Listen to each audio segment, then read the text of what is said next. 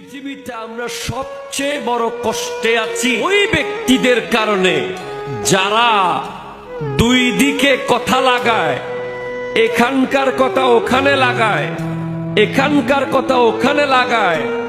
আপনি মনে রাখবেন, মোবাইলের এক লাইন মেসেজও আমানত, মোবাইলের 1 মিনিটের কথাও আমানত।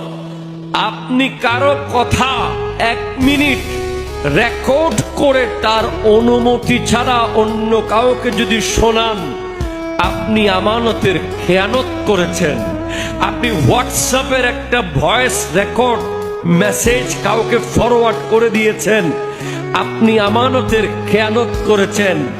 আপনাকে আপনার বন্ধু বড় মোহাব্বত করে ঘরের দুঃখের কথা বৈঠকখানায় বুঝিয়েছে, আপনি বাজারে গিয়ে সেটা বলে দিয়েছেন, আপনি আমানতের খেয়ানত করেছেন। আপনার ঘরের একজন কাজের লোক আপনাকে কাজের লোক হিসেবে আপনার মালিক, আপনার অফিসের বস দায়িত্ব দিয়ে গেছে, আপনি সেখানে 1 পয়সা নেড়েছেন, আপনি আমানতের খেয়ানত করেছেন। আপনাকে ক্ষেতের দায়িত্ব দিয়েছে, আপনি একটা আপেল একটা ক্ষীরা খেয়েছেন, আমানতের খেয়ানত করেছেন।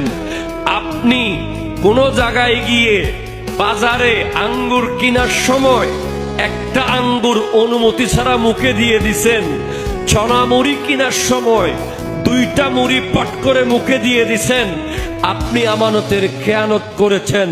50 তলা বিল্ডিং খেয়ে ফেলা যেই খেয়ানত, 50টা মুড়ি খেয়ে ফেলাও সেই খেয়ানত।